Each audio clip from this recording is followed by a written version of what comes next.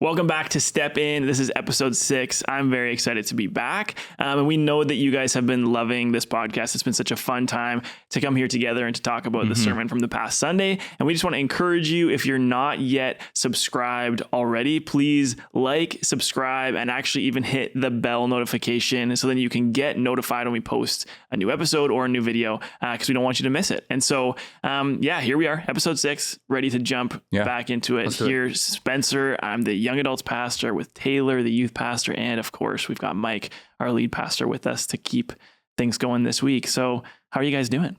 Well, we've been talking about code names. Yeah, we have. Yeah. And I want to start off because go. I haven't played this game in so long, which it's weird because I actually don't play board games a lot, but I feel like I've Monopoly brought up so many times that I play games. Okay, hold it. Question. Mm-hmm. Is this a code name story? This is a code name story. Okay, go. Okay, so I have my best friend. His name is Zai. Okay. Yeah.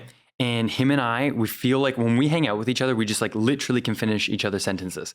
So we were like, this is a game for us. Like this is going to be a walk in the park. Mm-hmm. And so we were playing one time with his parents versus us. And so we explained the game, we were going through it. And so we played a few rounds and obviously we were doing pretty good. But then his parents left the room for some reason. And so we thought, okay, you know what we're going to do? We're going to blow their mind. So we cheated and we looked at all the answers. And then we put it back down or whatever it was when they came back in the room. And then the next turn, he said like the most bizarre words in the world. And somehow we were able to connect them and blew his mom's mind. And then quite recently, we were at like a dinner or something like that. And she brought up, she was like, hey, do you guys remember that incredible time where you guys were just so in sync? And me and him were laughing about that. And we thought it was a great time. So shout out Codenames. Pretty great game. Love that too. It's great. You need to tell them. Yeah, okay. We'll get to that. Did you also note, Spencer, as he shared the story, that him and Zai taught his parents the game? So it's like, hey, we want to beat you in a game, and so we're going to kind of teach it to you. That's actually very funny. Yeah, so that's the key, I guess. If you want to feel good about yourself, teach somebody a game and then cheat at it. That's good. Yeah, that's really good. Well, I liked it. I got a little codename story that I just shared with you guys. Yeah. So first time I played, I was so excited because I wanted to, and some people haven't played Codenames, and I'm sorry about that. But if you have played, I wanted to get as many as I could. So I think I went for 5, and I said Narnia for 5. Mm-hmm. And I just thought I was locked in. I thought it was perfect. And then I looked down as my team started to guess, and one of the words was witch, but that was what do you call it? The assassin. The death word, the assassin word. And so of course they all go, well, for sure it's witch. And I'm like, oh, we just lost. And then my family told me I wasn't allowed to play Codenames for a little while. That is heartbreaking. Where are we at on the recovery for that? I got to play last time. Oh, well, that's nice. And I did well. I was a lot more cautious. That's good. That's fair. Yeah. Going for 1 every time. 3. Okay, well, pretty good. Still pretty good. 5 is bold. 1 is soft. 5 is bold. Thank you. Clearly it didn't work out. No, it didn't work out. That's too bad. Yeah, well, hey, what can you do, I guess, right? Yeah, you just got to go for the glory sometimes. Sometimes. Or cheat, and then you just win every time. That's right. JK, I don't condone that. We do not condone cheating. No. Yeah. But we do condone some questions. Okay, and that is what we have for you today. I love it. It was a great message this last Sunday. Yeah. Thank you. And one of the things that stood out to me right off the bat was it was a definition of immaturity that I haven't heard before. And what you said is this. You said, immaturity is when you stop short of everything that you were created to be. And I thought that was great. And I was wondering, how did you come up with that? And then also, could you explain a little bit further on what that means exactly? Sure. So where I came up with it, I guess I would start here, is in John chapter 10, verse 10, Jesus says, the thief comes only to steal and kill and destroy, but I've come that they might have life and have life to the full. Or another translation says abundant life. So I kind of thought of that, like, what's this abundant life that we're called to? And then as you read through the Bible, you'll see that it's not a circumstantial abundant life, right? You see in, I think it's 2 Corinthians 3, where God speaks through the Apostle Paul and talks about how we're being conformed into the image of Christ. And that's an inside out transformation, like we read in Romans 12, verse 2. Okay. And so the point is like this abundant life, like Galatians chapter 5 life, where, you know, you look at your life and go, hey, what's Taylor like? Oh, well, I would say Taylor's like, he's just all about love and joy and peace and patience and goodness and kindness and gentleness and faithfulness and self-control, which is super interesting because I think when you look at that on its surface, you might think to yourself, oh, like that's who I have to pretend to be if I'm a Christian. But as you know what I mean? Totally. Yeah. And as you study it further, what you realize is, no, it's like, imagine if that was your life. Like, imagine if those were the things that defined you. And that's an inside out transformation. And so when Paul mentions in Romans 12, verse 2, talking about this culture that we live in, how it can cause us to live immaturely or a state of immaturity. I don't think it means like I'm acting like I'm 14 years old again. I think what it means is that like God has a plan for me, that God wants to restore me to who I was created to be. And anything that causes me to stop short of that, or if I stop short of that, I think that's immaturity. So it's not like, oh, you're so childish. No, it's not about that. It's like, no, you're not growing up into everything you were created to be. Does that make sense? It really does. Yeah, it really does. I really like that. Like when you shared that in our run through on Thursday, I remember being like, I hadn't thought about it that way. And what's interesting is I've noticed, I think that there is a tendency when it comes to people who are new Christians, they experience that inside out transformation very early on. And I can't remember who I was talking to recently, but like God is so kind to us when we're brand new Christians, I think. And there's just like this, we're coming into services and bawling our eyes out and all these things. And there comes a point, I think, where he calls us into that inside out transformation in a little bit more of a challenging way, where it feels like it takes a bit more effort. Which is sort of what this whole series is about. Like we've been talking about the quote that says, grace is opposed to earning. Yeah. In other words, like no one's going to sit around here saying we earn our salvation. Right. But it's not opposed to effort. And really, in some ways, that's what this whole series is about. It's like, okay, like, so we got past that honeymoon phase, which is the phase that you're mentioning. What's challenging though is that people, I think, they get to that point and their mindset shifts back to outside in, right? But it's behavioral, like in the Christian sphere. Right. Like it's like, oh, like if I do this and do this and do this, that's what's going to grow me maturity wise. And it's typically, at least what I've seen, it's like behavioral modification more than it is actually allowing for God to change. Really, like, I mean, I love what you said, like bringing a different you into the circumstances. Right. And I think you said that on Sunday. I feel like you've said that a few times in the last few weeks, but like, that's really the question, right? Like, it's like, is it a different you, or are you trying to do the outside in transformation, which I just think is so interesting that we get to a certain point where like God, when we're brand new Christians, God is totally impacting us inside, right? But then there's a weird shift, and it's kind of a confusing thing. And part of me is like, I wish I knew why that was like that, where like, it seems like we get to a point that maturity is necessary and we switch back to trying to transform ourselves outside in. Taylor, let me ask you a question. I want to draw Taylor into this a little bit. One of the things that we've been talking about throughout this series is that, and I think this is exactly what Spencer is talking about too, is like the idea of God's plan for your life isn't pretending to be someone you're not. Do you think sometimes in the church world, there can be a pressure to pretend rather than experience true spiritual formation? Yeah, I do for sure. I think when you just hear about church or talk about church, and then you finally step into the building on a Sunday, you almost get this sense that you need to bring your best and your brightest forward. And I think that just because maybe that's not even real. Maybe that isn't even a real thing that's happening. It's all in your head. That's what you're doing to yourself. But there is that pressure there that since I'm here at church, I need to be my best self. I'm my kindest self. I'm my most humble self, or whatever that is. And so, yeah, I do feel like there is a pressure to pretend. But then God, like, I forget who said this, but yeah, God can't change the person you're pretending to be. And so I don't know who said that, Taylor. Was it you? Oh, classic. Yeah. Oh, classic. Thanks, man. Yeah, somebody silly. Somebody silly. Some wingnut said that one time. That is really bad at codenames. Yeah.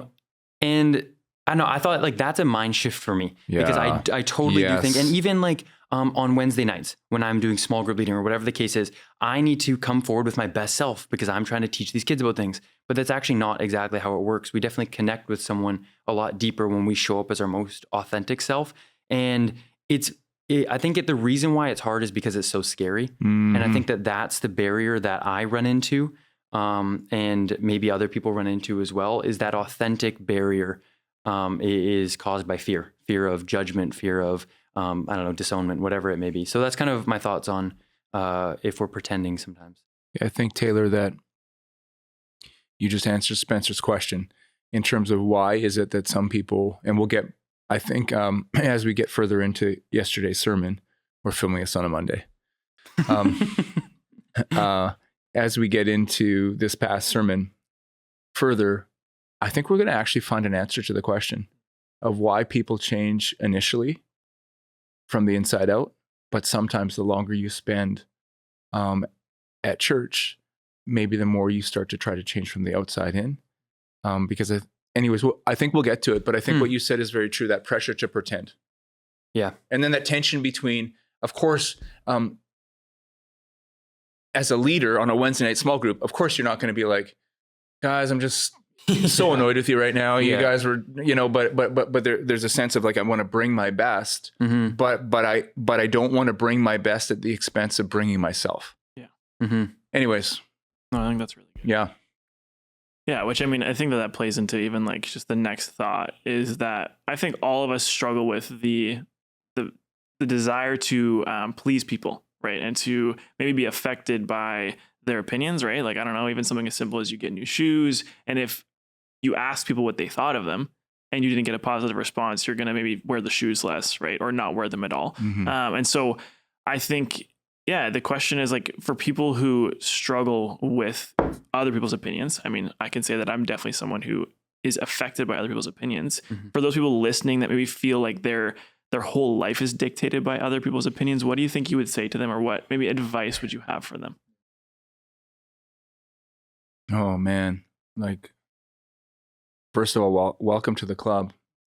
Like, there's this incredible book that Henry Nouwen wrote called The Life of the Beloved. And it's really cool. And in the book, he says,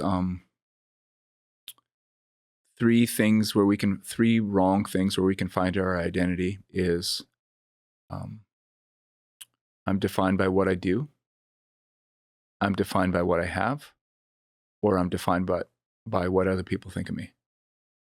And so I think that if you think to yourself, you probably lean towards one or two, or even all three of those. I think we all do to some degree.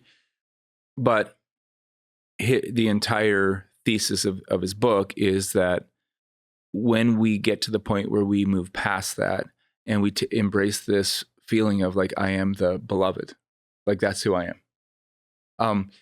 So, okay, but that wasn't exactly your question. Your question was, but what do I do? Because here I am right now. And the truth is, I know in theory I'm the beloved, but I still really care what people think. And I think that one of the suggestions that we've been trying to make throughout this series is that we need to arrange our lives around certain practices, spiritual practices, through which we receive the power to do what we can't do through direct effort. So for example, let's go back to my buddy, Rich Stewart. We always end up talking about Rich Stewart. In high school, he's always like, I don't care what people think. I don't care what people think. I don't care what people think. I don't care. How is that working for him? He's trying really hard to not care what people think. Did it work? No. So what about trying this? What if we were to arrange our lives around certain practices through which we receive the power to do what we can't do by just trying really hard? And so this past week, we talked about 3 spiritual practices. We talked about solitude and silence and rest. And I think that I don't want to repeat the sermon, so I'm not going to go on and on about it. But I think that through those 3 practices, what we are reminded of is hold it. I'm not the best of the best, and I'm not the worst of the worst, but I'm me. I'm Spencer. I'm Taylor. I'm Mike. And I'm loved, man. Like, whoa. And so the more, I just don't think that comes natural. Like, I don't think, like we talked about that we're swimming in this culture. So I don't think when we go with the flow of our culture, I don't think we often come to that realization. Yeah. Do you get what I'm saying? I do. I kind of have a follow-up question for that, because Sure. You said like there's 3 questions that if we try to apply ourselves to that, we can start answering the questions, how am I, who am I, and whose am I? I love that. And I find that when you ask those 3 questions, who am I?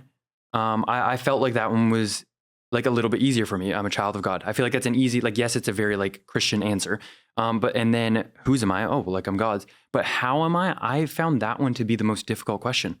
And I don't know why that is, but I can relate to you when like somebody just is coming up to you, you're like, you almost have to ask somebody else to answer for you because you don't know how to answer that authentically. So I wanted to ask, like, why do you think that seems to be the most difficult question? How am I? It's funny because like when we talk about the fact that I know who I am, where do you know it? Because I think there's a lot of us that know it here. And I've heard someone say before, like the longest journey in the world is the 18 inches between my head and my heart. And so like, because when we care a lot about what people think, and we really live for other people's approval, not that I'm not saying that you do all the time or you do, or any of us do all the time, but when we lean towards that way, what's happened is that head knowledge of like, I'm a child of God isn't getting to our heart. And I think that when that head knowledge of who I really am doesn't get to my heart, I don't really know how I'm doing. Yeah. You know what I mean? Because now, like we said before, like you ask somebody, how are they? And I know both of you guys are really, really hard workers. And so without even thinking, if I asked you how you were doing, some days you might go, I'm busy. And it's like, yeah, I know, because life happens fast. And if we don't set aside some time to practice some solitude and some silence, and we'll talk about more spiritual practices as this series continues, but if we don't take some time to rest, it's no surprise that people like you and me turn to people beside us and go, I don't know, how am I? Yeah. But it's like, I think it's important. Like I thought for years, honestly, Taylor, that was just funny. And that was just okay. That I could ask Corinne and she would know better than I did. Honestly, no, totally. Yeah. You know what I mean? But lately now I'm feeling like, no, yeah, I should take a crack at it.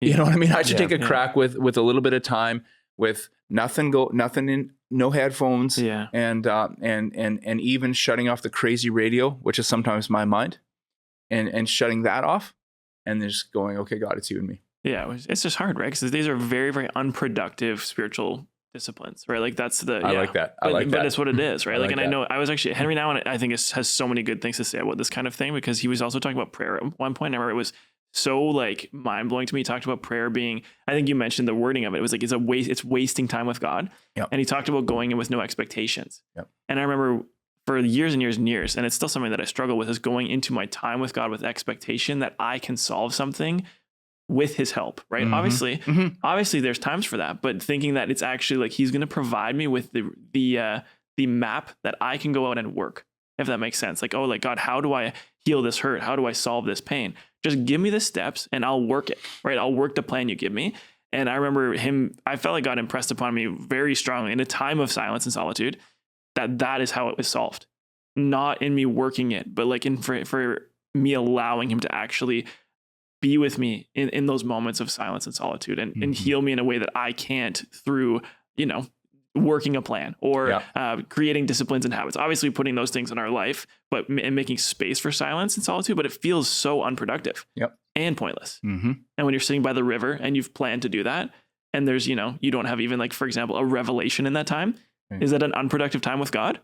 No. Right? No, it's not, but it feels like that. We want to think it 100%, right? So I think it's a very interesting set of spiritual disciplines that we talked about this past week. Yeah. Because for somebody who does struggle with being valued by what they do, it feels that you leave with, quote unquote, no value. When obviously there is value. It's just like very patient and slow and like maybe unseen for quite a while. I like that. So yeah, that's really good, Spence. Speaking of, silence and solitude and rest, obviously, you mentioned that this last Saturday, you were thinking about your talk for the Sunday, and you spent some time in silence and solitude, and then you left me on a cliffhanger. The service that I was sitting in, you're like, oh wait, never mind. I'll tell you guys on the podcast. Right. So I wanted to go back to that. You mentioned that you were spending some time in silence and solitude, and you felt like God spoke something to you. I wanted to hear what exactly you meant by that. Yeah, and can I go back just a little bit? Just a tiny bit? Okay, a tiny bit. It's just like, God's so good. You know what I mean? And so, like for me, I do spend time in solitude every day, and I take my headphones out, but it's sometimes like, I called it a crazy radio, and I don't mean I'm crazy. Well, okay.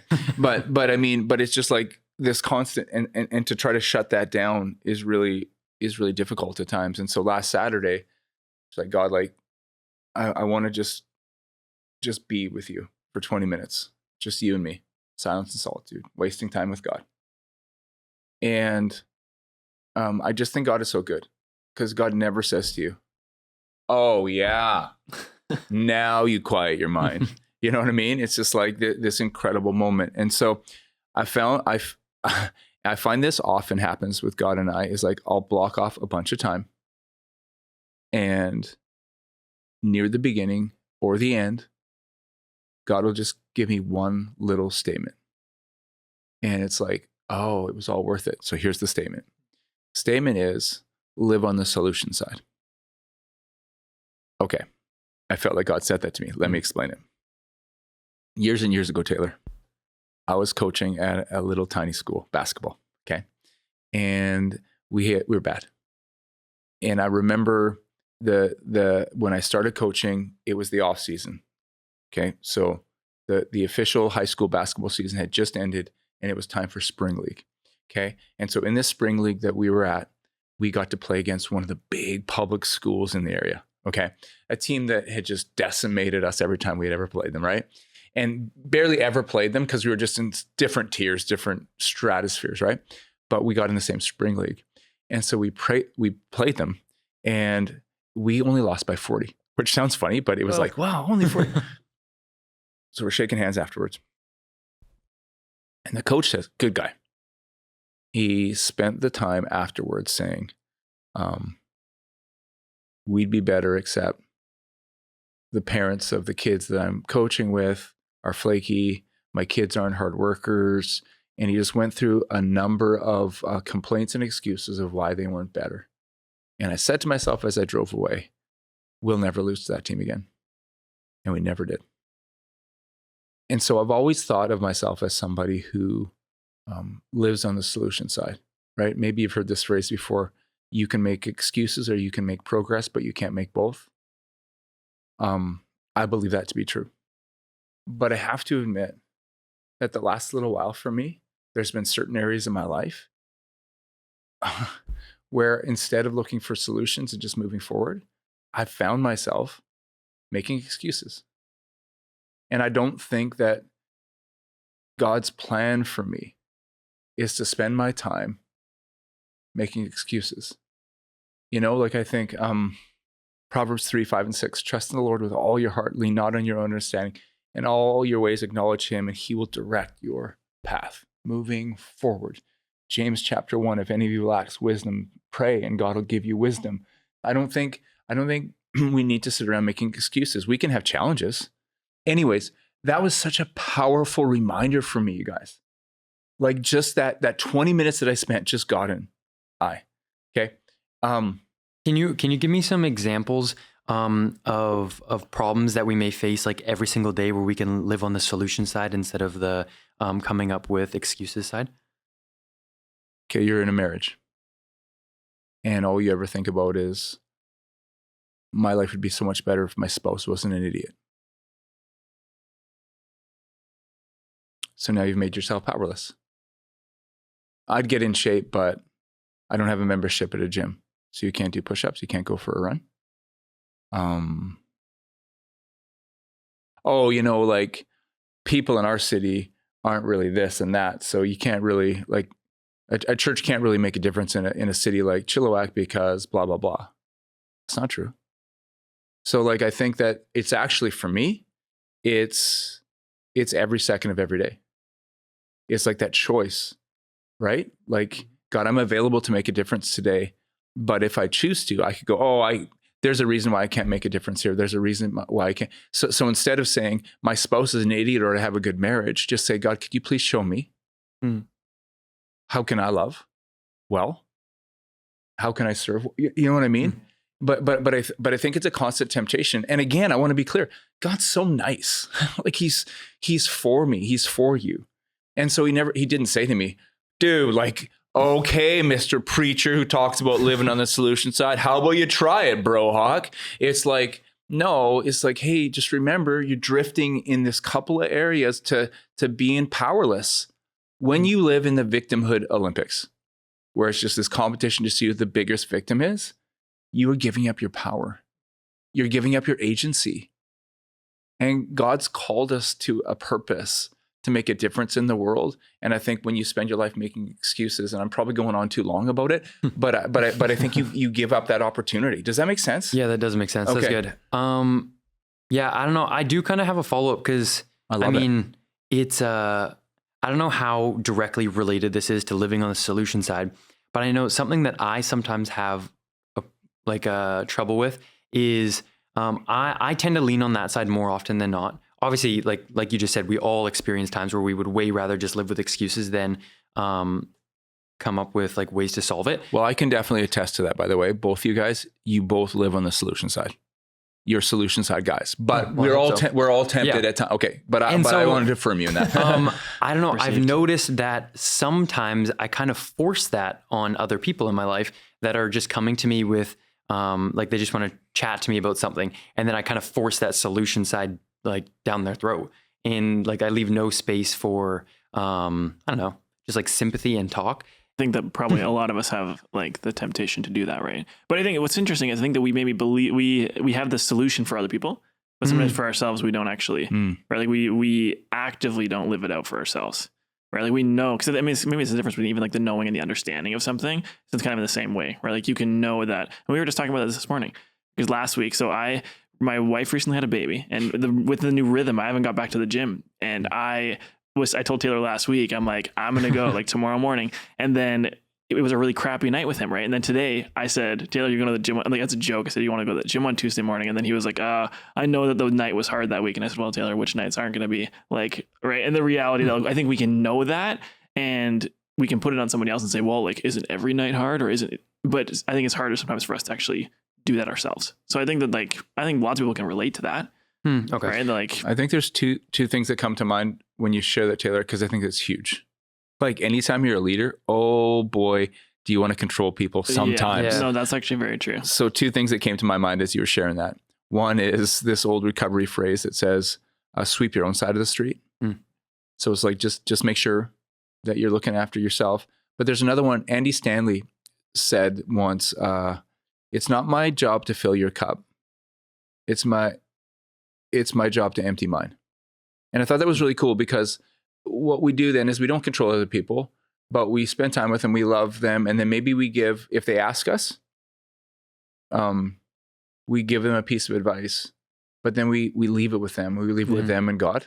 And so it's not my job to fill your cup. In other words, force my plan on you, but it is my job just to empty mine. I'm just going to give you the best that I can, the best encouragement that I can, and then take it from there. Yeah. I mean, it all comes with mistakes being made, though, if you're a leader doing that a lot. I know that for me, that was something I struggled with for years, and still at times is doing that, where it's like somebody says something that I maybe know is wrong or I disagree with, and I immediately try to solve it in that moment, instead of having like some grace and charity for whether it's their spiritual immaturity or where they're at in life or anything like that, and trying to be like, oh, I'm just going to solve it right now. Right? Like, oh, you said that thing. I know it's wrong. I know that's actually maybe a misunderstanding of Jesus. I'm going to just fix it right now for you. Instead of saying, well, you know what? Like I don't know, maybe they're a teenager or they're young, and it's like, okay, well, what were you like at that point? Right? Like there's things you didn't believe correctly, or maybe that you misunderstood about Jesus that took you years to figure out. So I don't know.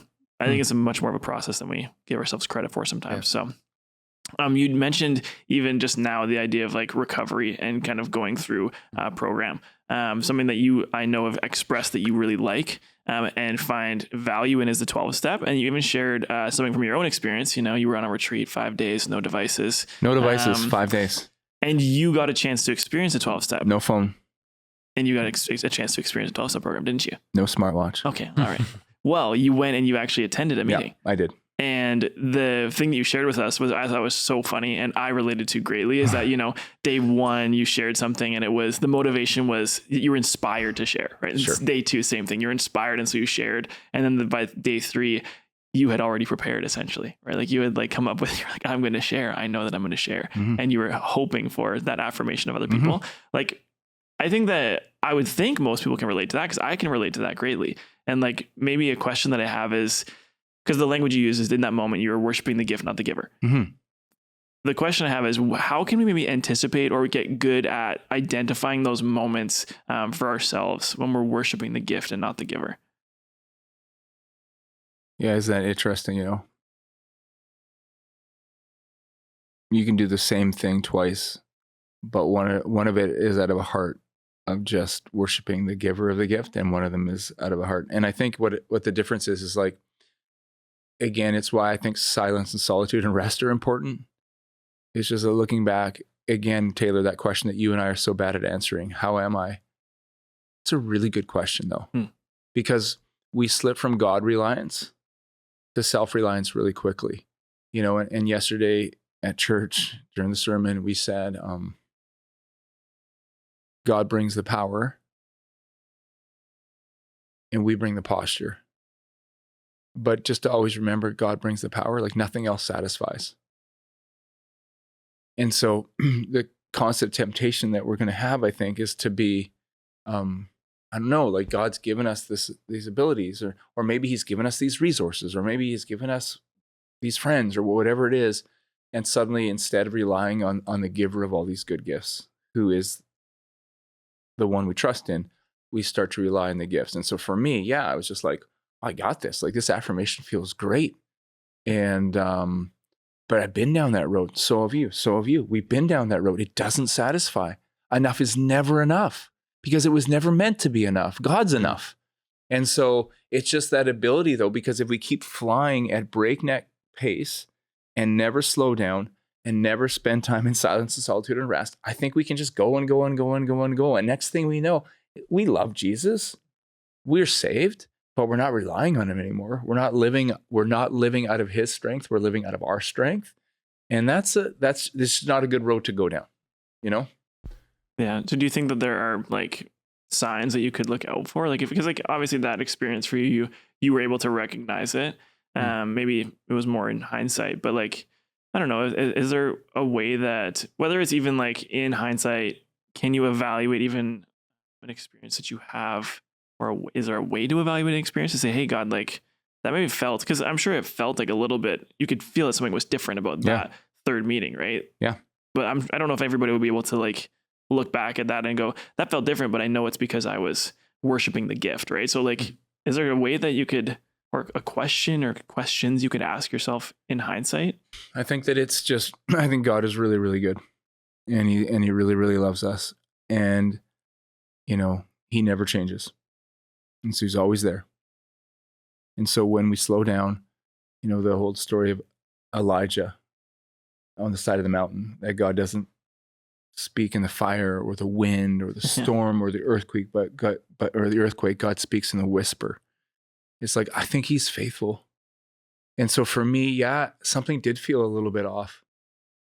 And so I just went and I got into a place of silence. And I think that if we're prepared to do that, whether it's 30 seconds or 3 hours, whatever it is, like we say, okay, God, like something's not feeling right. He's faithful enough to direct us back to where maybe we've gone towards worshiping the gift instead of the giver. Oh, I love that a lot. Yeah, that's good.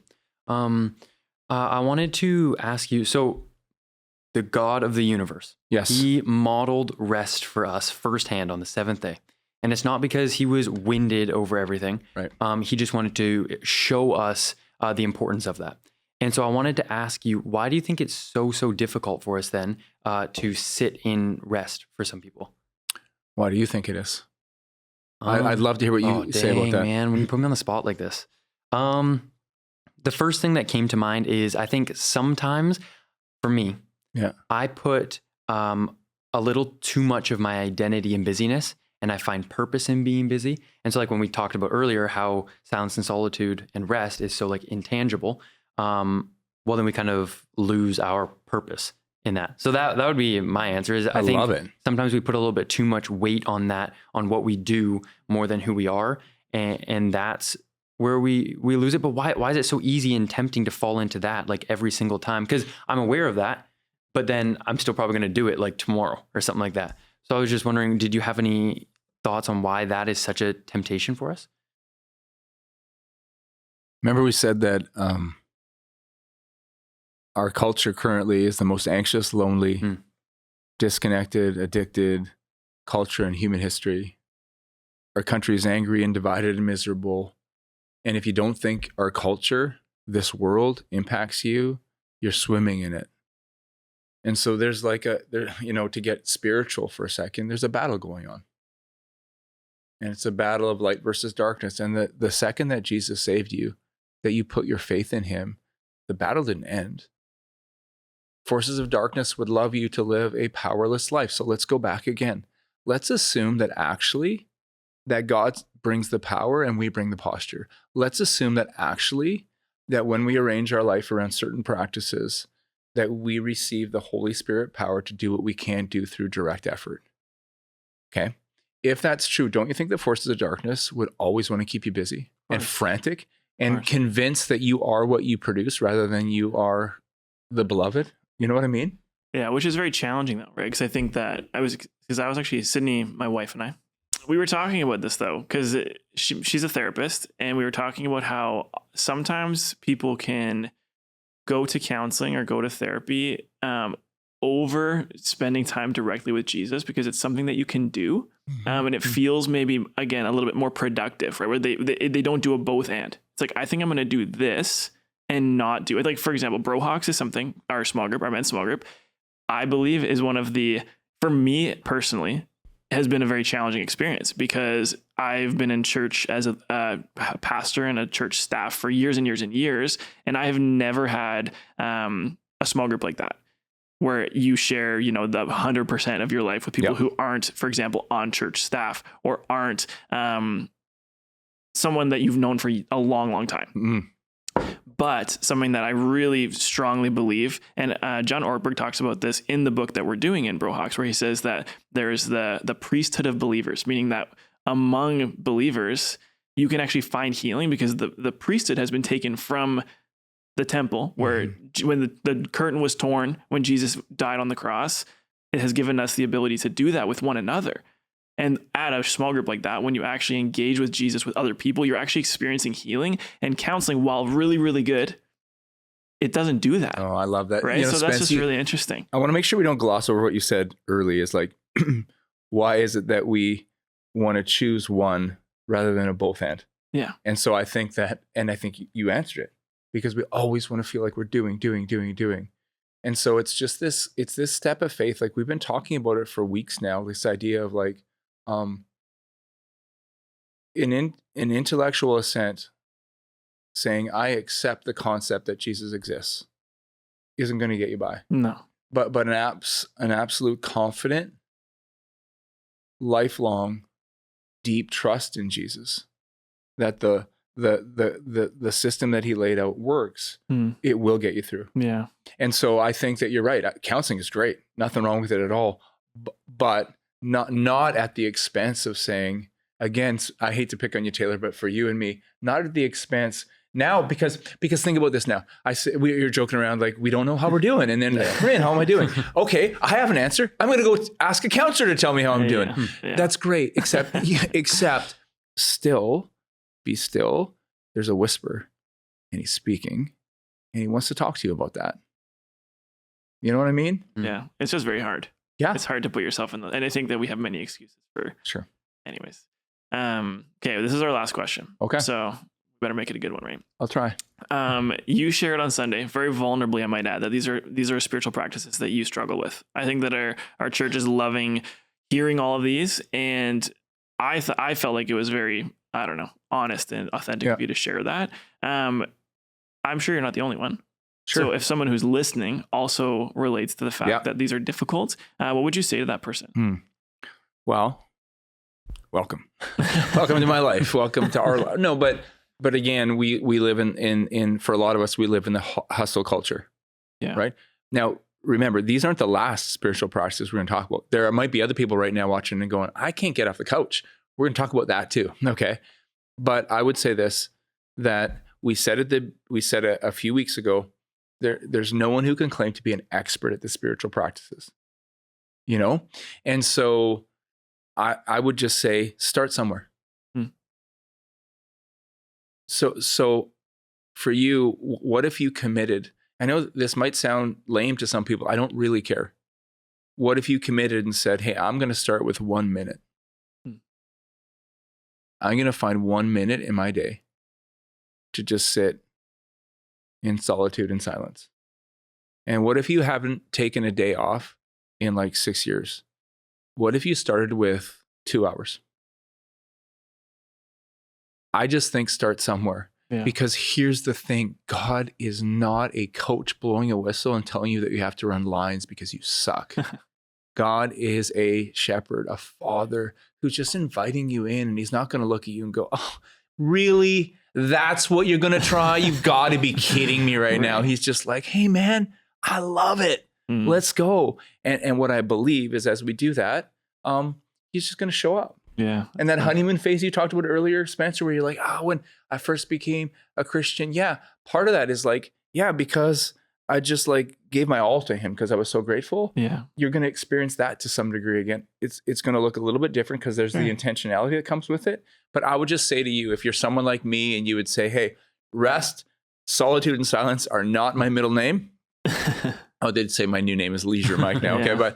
But if you would say that about yourself, I would say, would you have the faith to step out? And I'm not going to tell you exactly what that looks like for you, but would you have the faith to step out and say, okay, God, I'm going to start small. Never despise small beginnings. Yeah. That's awesome. I mean, you mentioned it yourself, Leisure Mike. Leisure Mike, man. So what, because obviously that means like you expressed you're making a commitment to yourself and to God to do that, to, take on this new persona of Leisure Mike. So what does that look like for you? Like, what have you maybe put in place in terms of a few new habits or structures that you find will be helpful to bring that about? Well, Spencer, I'll tell you one thing I've decided.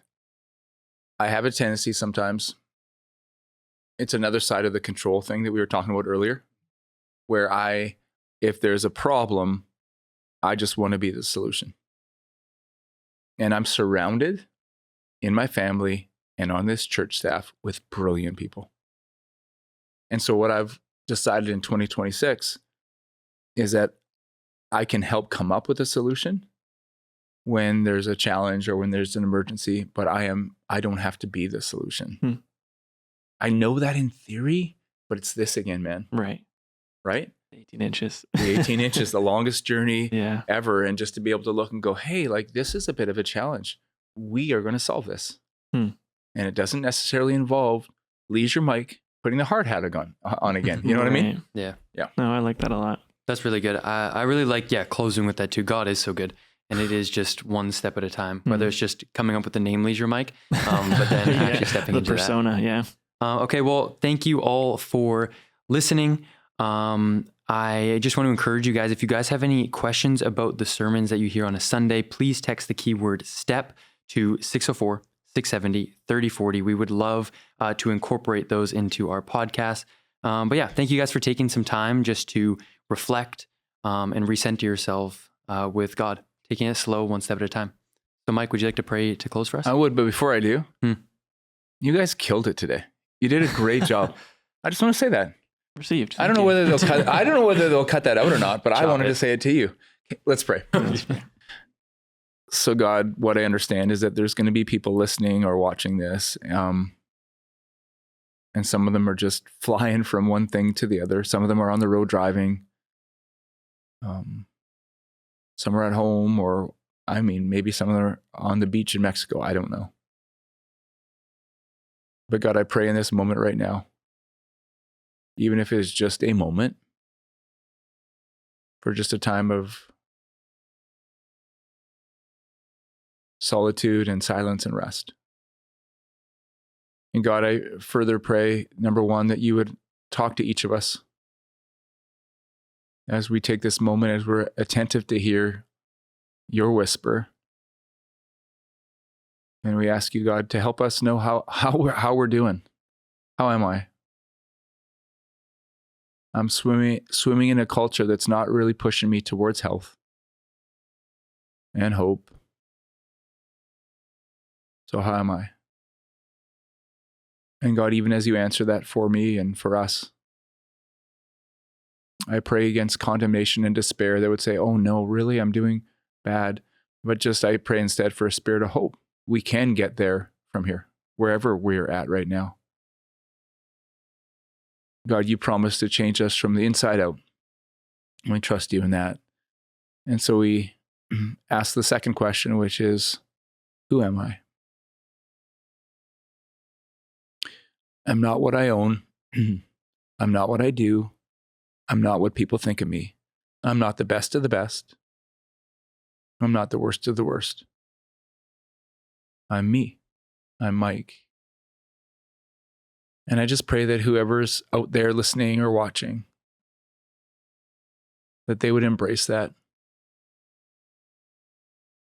And whatever their name is, they would be able to say, thank you, God, that I am me. And Father, as we continue to move towards love and joy and peace and patience and goodness and courage and confidence and generosity, kindness, Father, we pray that as you bring the power, we'll just bring the posture and trust that more and more we're going to become everything that you created us to be. And finally, God, in this moment, we ask that last question, whose am I? And we thank you that our God is an awesome God. Our God is an awesome God. We lift our eyes to the mountain, and we know where our help comes from. Our help comes from the Lord, the maker of heaven and earth. He never sleeps and he never slumbers. I might stumble, but I will never fall. He is with me. He is for me. Our God is an awesome God. You're an awesome God. You're great and you're good, and your plan is life today, tomorrow, and forever. And we thank you so much for that. We love you in your name. Amen.